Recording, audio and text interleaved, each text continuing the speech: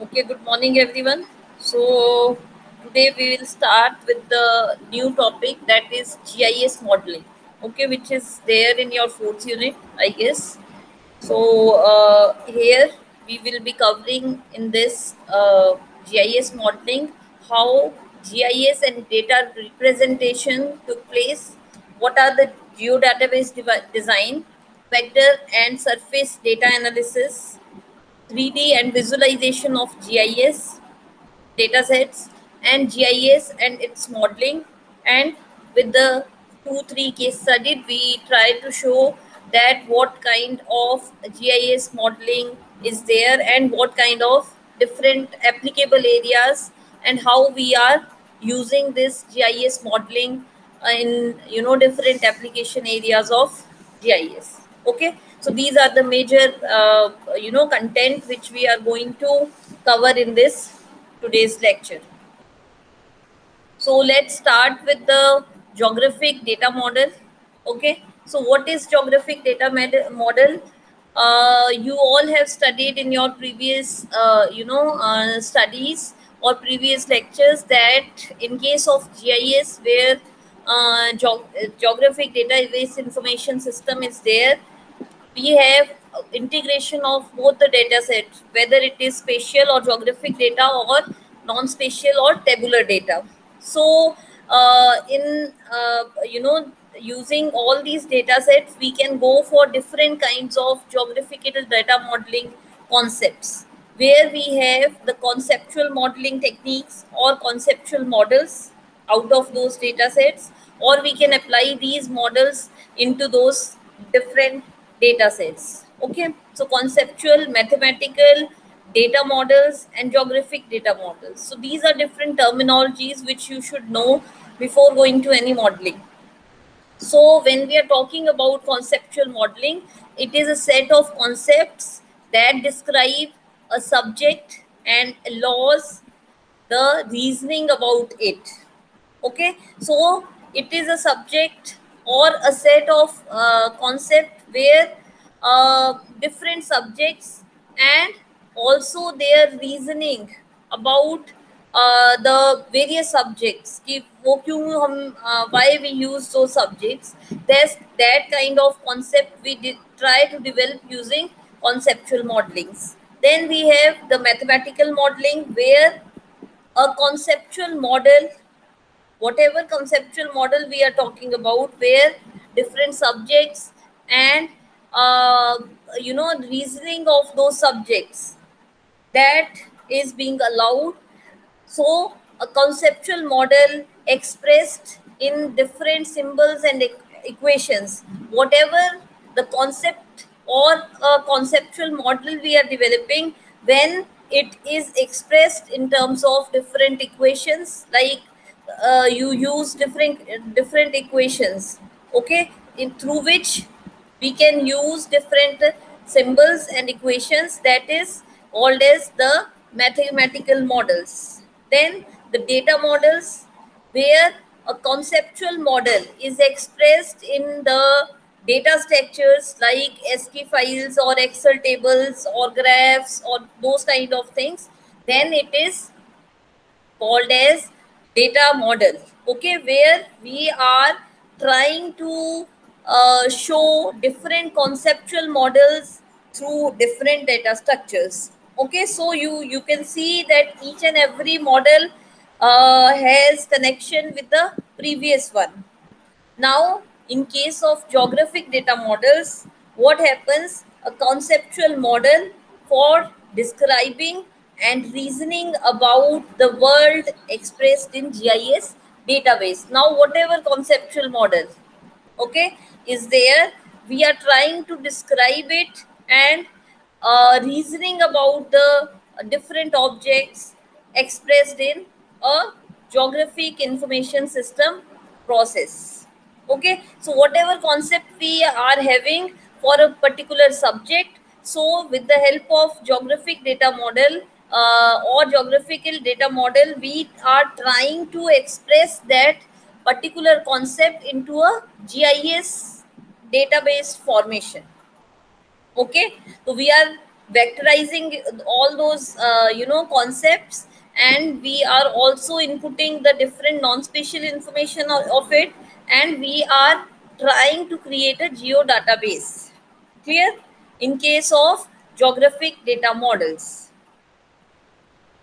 Now, when we are talking about these data models, the geographic data models, so these are based on the inventories of various layers. We have seen in the initial of our studies that we are having different layers as a raster format and as a vector formats. Okay, so you have digital orthophotographs, you have satellite images, you have rainfall data sets, you have the surface data where you are having the different SRTM or SRDM data, where you will getting the surface informations of various objects.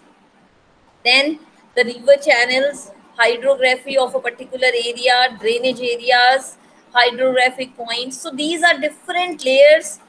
Other than this, also, depending on your need of the work, we can create the layers, and we can combinedly overlay those layers, and we can come up with a single layer in which input of all the layers has been be added. You have studied in previous lecture, in yesterday's lecture, about the different operations through which we can go for the raster or vector data overlays. Okay, where you have studied different techniques. So why those techniques are being used? For creation of these data models. Clear? Now you see, this is a vector data. So many times you have seen these vector datas. Okay, so this all vector shapes are 2D in 3D or 3D. Okay, so when we are talking about the x and y location of a particular point, that is your 2D data. And when the z factor, the height factor is also there, then it is called as the 3D data of a particular area. So this is a point information being stored as a x and y, and this is a line where there is a starting point and ending point, and this is a polygon, a set of different lines or polygons. Clear? Sorry, or points. Then we have the vector data for a particular basin in Texas. You can see the monitoring points. These are the points plotted over the shape file of this basin. Then the stream networking, okay, where you have the ordering done for the various drainage of that areas. Okay, so you can see here, this is as a line feature. Then we have also able to see the different watershed under this basin. Okay, so basin can be a combination of different watershed. So here you can see we have tried to demarcate through different polygons the different watersheds. Okay, so this is again different data models in terms of point, line, and polygon feature creations. Okay, then we can also go for different measures in ArcGIS. Okay, where we can select a point and we can have a complete information about that particular point. Okay,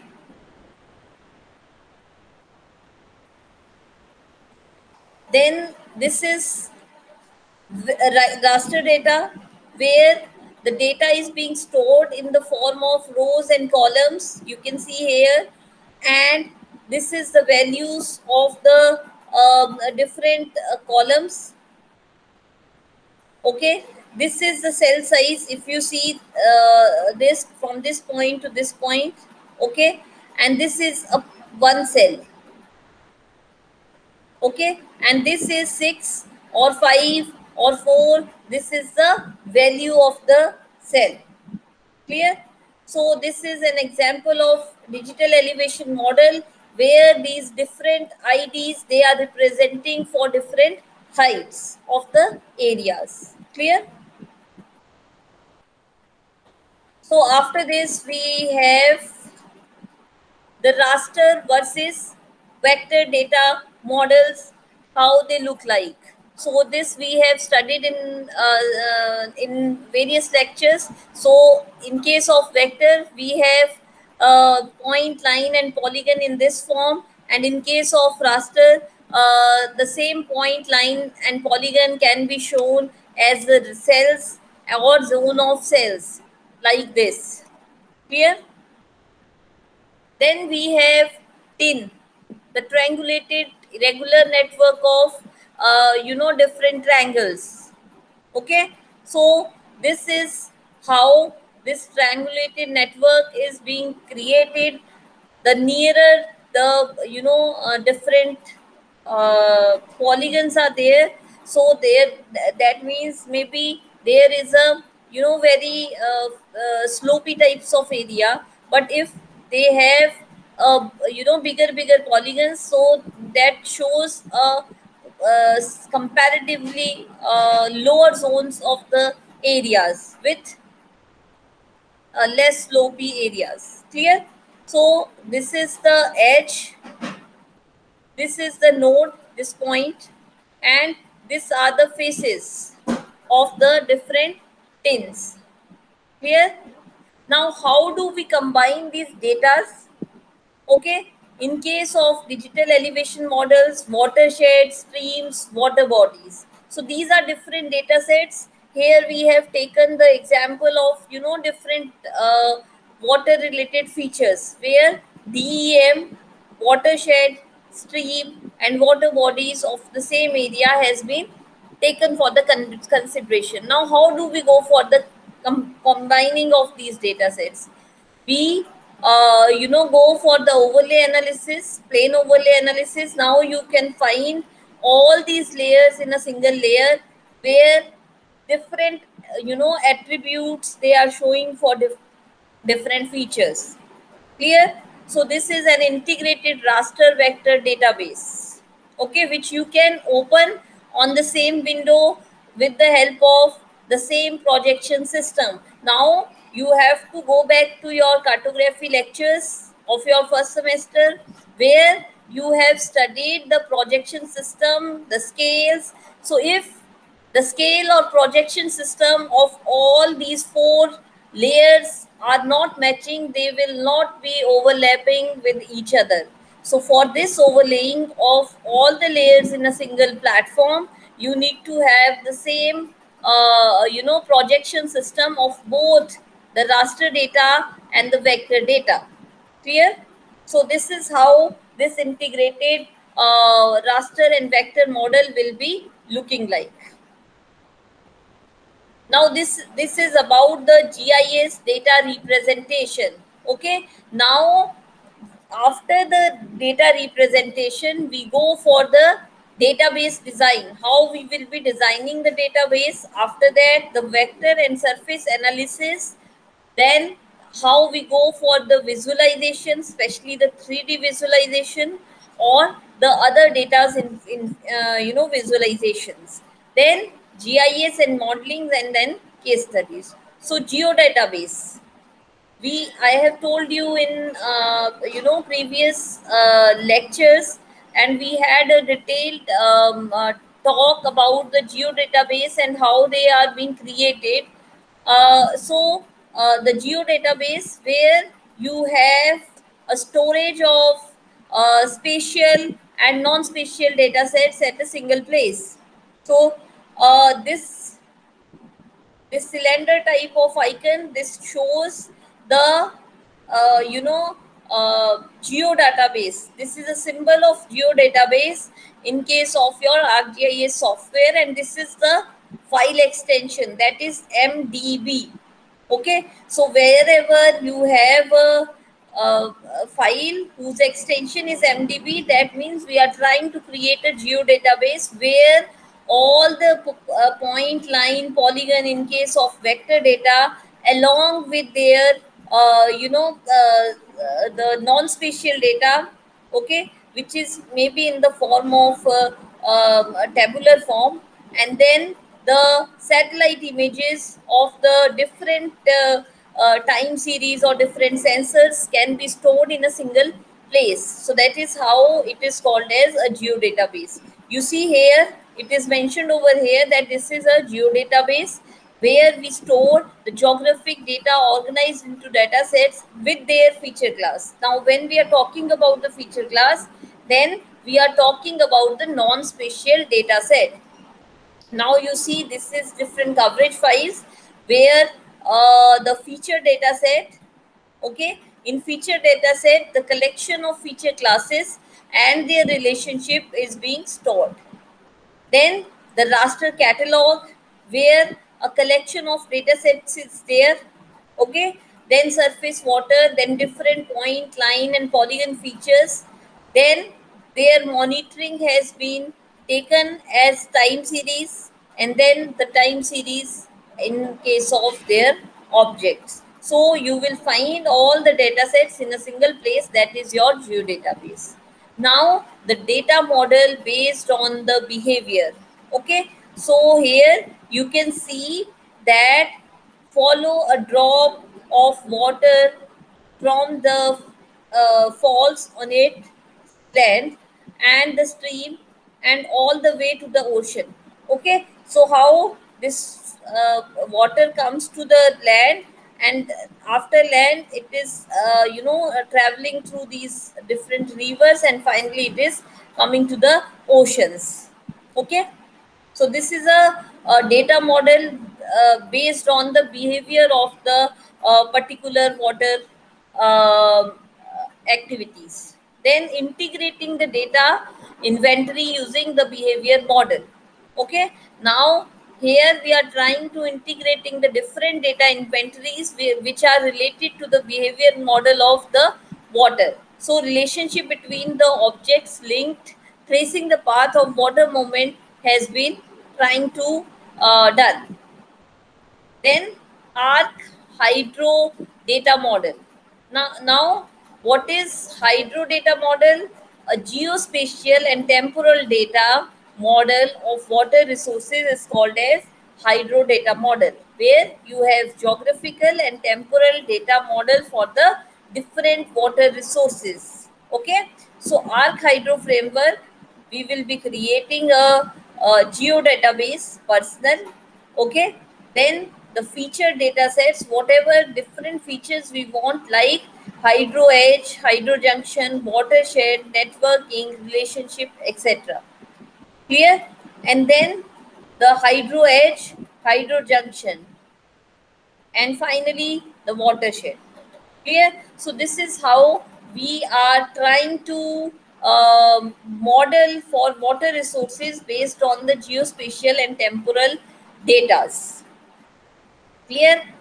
So this is about the geodatabase design. So this is, I told you about water inventory system, or we can create for other applications also the same way, the database, geodatabase.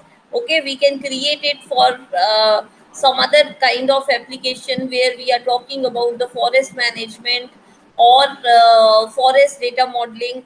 This kind of things can be also taken into the geodatabase design. So we can design a geodatabase for any kind of application areas of GIS. Then we have the vector surface analysis. So how the different vector data and the surface means the 3D data has been analyzed. Okay.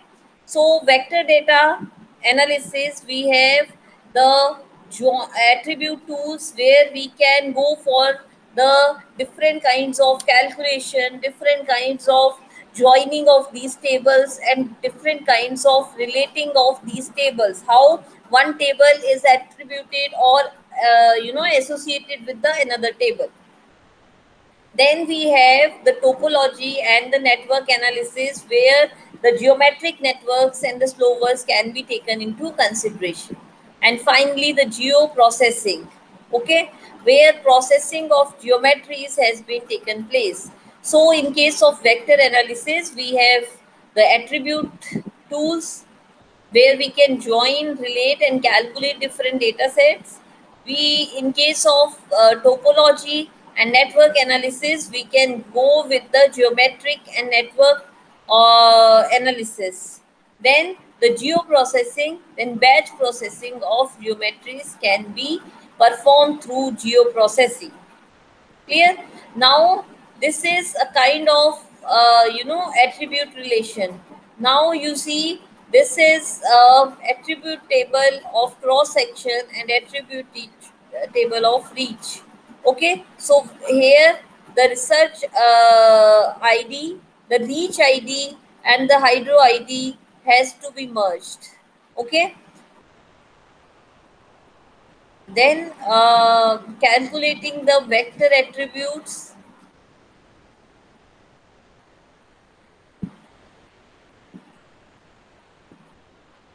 So calculating the vector attributes, you can see you have these two tables here. Okay, so these two tables are showing the different properties of these objects. On the one way, they are showing the selected attributes of the watershed and the junctions. Okay, so this is the watershed, and there are different junctions also. Okay, then we have tried to calculate the average cn or average processing. Okay, so based on these formulas we have calculated that also. Then the geometric networking. Okay, this is all under the vector analysis and the modeling part of it. Okay, so geometric networking, when we want to go for this geometric networking, we have geometric network for streams in the upper river bank. Okay, so this is different things which are shown in the brown color, and the rivers. Okay, this is the trace downstream, this is trace upstream, this is fine path. So these are the different geometric networkings can be taken place onto the different vector data sets. Now these are the geoprocessing which we have also studied little bit in yesterday's class.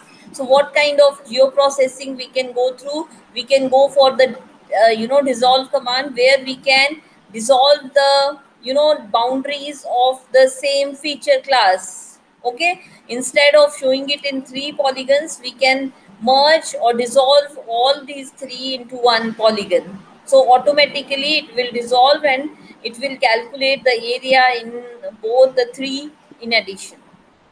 Same way for B polygon, for C polygon. Then union. In case of union, it will combines the feature class without destroying any of the property of input or the base layer. So output will be the combination of both the layers, whether it is input or base layer. Then intersect, it will extract out the common area from the both layers. Okay, so this will be the input in case of dissolve option, this will be the input in case of union, this will be the output in case of the intersection option. Clear? Then we have the second part of it, that is the surface analysis, where we have different raster models where we perform simple algebraic calculations on the raster cells, where you can go for the in or nor, these kind of functions. The other function is the drainage analysis using them, where we can calculate the flow analysis, the direction of the flow, the watershed delineation with the help of different dams. Clear? So DEM data, whatever you are downloading from different websites in the form of SRTM or in the form of Astrodem or Cartosat Dem, which are freely available. So in those using those data set, we can go for different kinds of drainage analysis or the topographical analysis. In case of water, we can go for the different drainage analysis, but in case of the normal analysis, we can go for different kinds of topographical analysis, which may include the slope direction, aspect, elevations, wind direction, these kind of things. Clear? Then we can go for the runoff calculation. Okay, what is the runoff in a particular year? Okay, based on different techniques, where we can go for the precipitation into consideration, and then we can go for the calculation of the runoff analysis, where we go cell by cell evaluation of mathematical functions. Clear?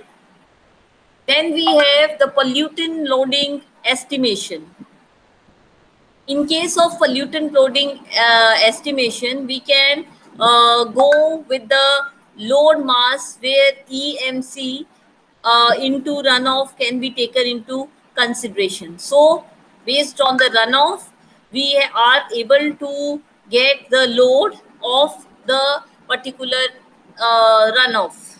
Okay, then this computation of pollutant load has been done by different authors. So this is a sample which I have just taken for showing you that we can go for the pollutant loading estimation also. This, then we can also go for the drainage analysis, where we can analyze the flow direction. We can go for the contributing areas and stream definitions. We can also go for other different analysis of the drainage.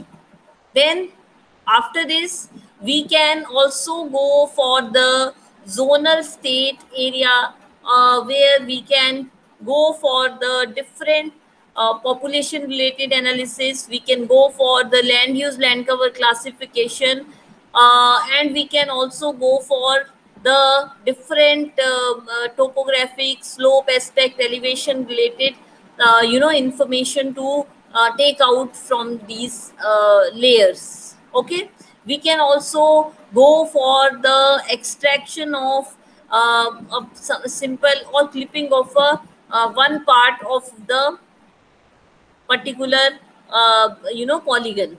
Like here you can see, in case of this, we have many polygons here. So if you take out this polygon, we can extract out the land use. We can also extract out the elevation map only for this area. Okay, instead of going to the analyzing and coming out with the results of a single area which may be of our interest. Clear? So this is another application of this, where we can extract data using different techniques of our interest. Then the 3D and visualization in GIS. Now this is representation of a mud flow in a form of 3D analysis. This is vertical dimension, which is 75 meters. This is control volume for the model domain. Now each cell in the 2D representation is transformed into 3D in multi-patches. Okay, so this is to show you that we can go for the 3D representation through the raster data sets. Then 3D hydro element modeling can also be done, after which we can get images like this. Then the rainfall and stream flow variations, that is also done with the help of different rainfall data sets, where we can plot them into or interpolate into different zones of the rainfall receiving areas. Then this is tracking the fecal bacteria in the Glaveston Bay. So this is another application where we can go for the tracking the different kinds of analysis or the bacterial flow into the different data sets. Then we have a GIS and data representation. We have completed. We have completed the geodatabase design. We have also completed the vector and surface data analysis, 3D visualization, how it is looking like. You have seen that in case of 3D, we have different SRTM, DEM data sets. Okay, and then with the help of these 3D data sets, we can go for these kind of analysis where hydro element is one, where rainfall and tree from variation calculation is different applications. So these are the different applications of 3D and their visualization in GIS. Okay, now you have a knowledge that how these 3D different maps are looking like. They are looking like this, and how or what is the role of these hydro maps, that also you have to take care. Now we have the GIS and modeling. Now GIS and modeling, it has a loose coupling. That means use of GIS to extract the input data and display the output. Now here we use the GIS for extracting out different input data sets. Whatever we have inputted, whether it is related to the stream flow analysis in case of different raster data operations or models, in or maybe it is clipping out of some areas of our interest. Okay, by giving an input image and getting an input extracted output data, or whether it is related to the displaying of different 3D data sets, which you have seen here. So use of GIS is to extract the input data as well as the display output. Then the model runs independent of GIS. Okay, so model, whatever model is running, it is independent of GIS. Then tight coupling, where we have GIS and models are integrated in one system. Okay, and hydrological information system, it is a framework for coupling. Same way we can go for the forest information system, we can go for resource information system.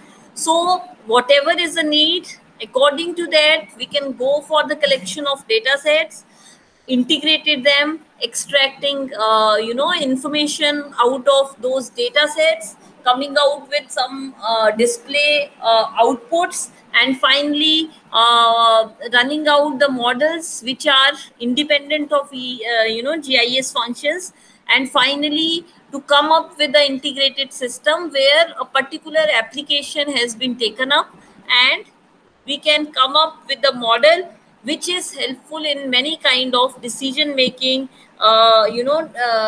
tools and techniques for various planning and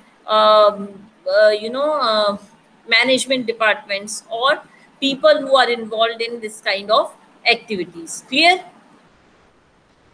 Then in case of loose coupling, the HEC GeoRes, that is being created, where the GIS interface for this has been taken into consideration for cross section, reaches or bank lines in GIS. Okay, this is used for this, and it creates a geometry files. It displays the results in GIS platform. Then in case of tight coupling, we have the GIS and models are integrated with one system. Tool development in GIS to simulate the hydrological process, where different dynamic links, code developments, and the technology and model developments is being taken into consideration. Okay, so this is again one type of model. Then a creation of hydrological, there here we have taken the hydrological information system creation, but you can go for the other application areas also. Like I have told you, we can go for land information system, we can go for the forest information system using different database modeling and geospatial data sets. Okay, so hydrological information system is a combination of geospatial temporal hydrological data. In case of forest information system, we will be using geospatial and temporal forest data sets. Okay, in case of land information system, we will be using geospatial different layers and the temporal land data sets, landscape information system. Okay, so different kinds of applications are there. As per the need, we can go for the combination of different geospatial and temporal data related to the particular application. So here we are talking about the hydrology. So hydrological data in combination of the geospatial and various temporal data of hydrology with hydrological models that supports in hydrological practices, science and education. Okay, now connecting this arc hydro and hydrological models, where we have created a geodatabase, we have tried to connect it with the different data sets, and we have come out with the this hydrological modeling or the different other approaches. This is ArcGIS model builder, where we can create different models, project data tools, where the processes has been taken into initiative. Then we can derive the data sets using of these tools. We can process the data sets, and then again we can go for the deriving of data sets. Okay, then we can extract the data set. Suppose we have done this modeling for the complete basin, but now we want only one watershed to extract out, so we can extract by masking that particular watershed. Okay, and then we can go for the whatever analysis we want to go ahead.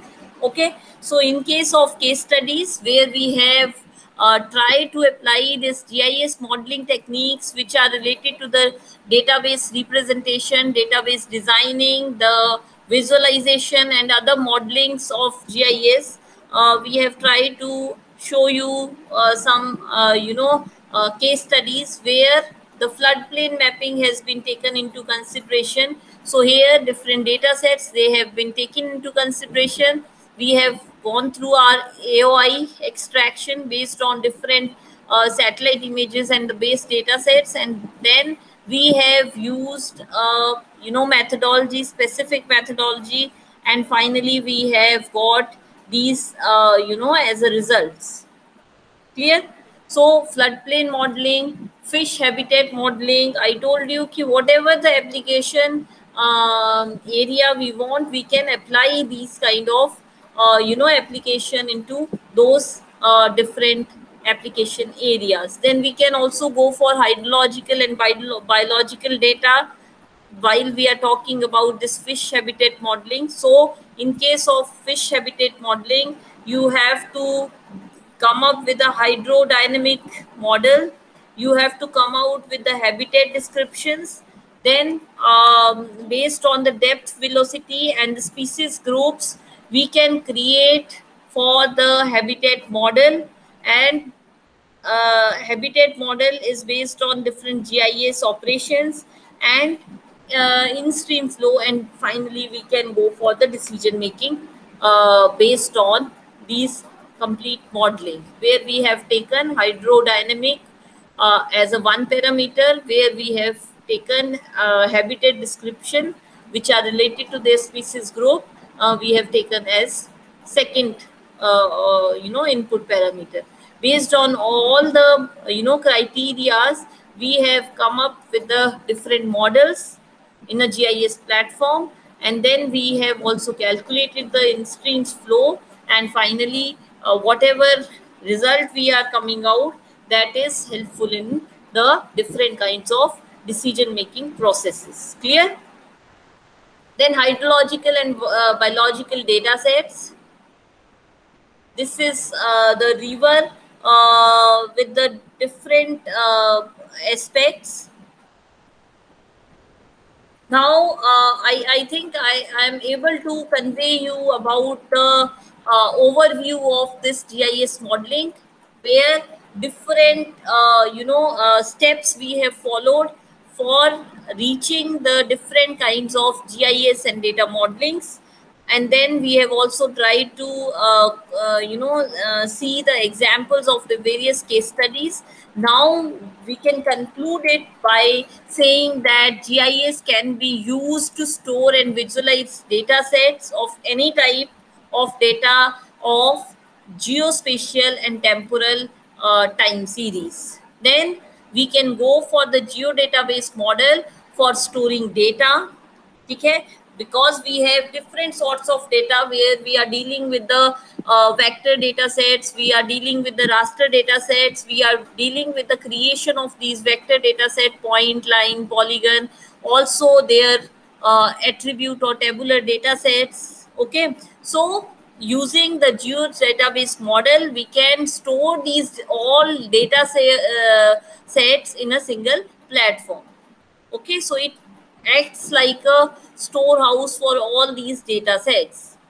Okay, then vector and surface analysis in GIS helps to accomplish the data processing, different parameter extractions, and the simple calculations. Okay, so vector and the surface analysis, as you have seen in the lecture also, that different kinds of data processing can be done. If you take an example of different vector data operations, which I have tried to cover in various lectures and in today's lecture in briefly, and then the parameters extraction, we can come up with a single area of interest of ours, and then simple calculation can be made.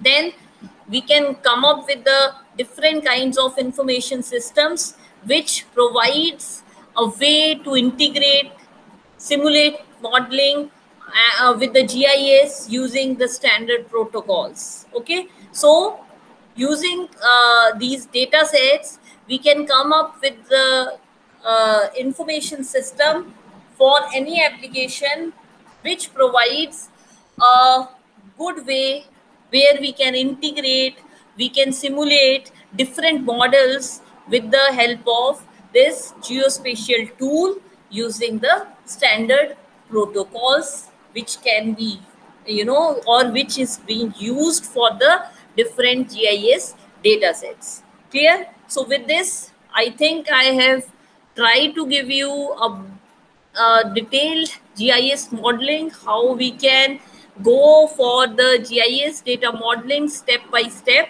Okay, so with this, if I think I am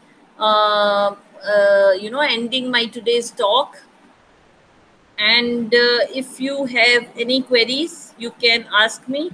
Otherwise, we will be meeting in next class, maybe on Monday. Okay, so with this, I'm Okay, ma'am. Ending my today's talk. You can appear for your quiz now. Thank you.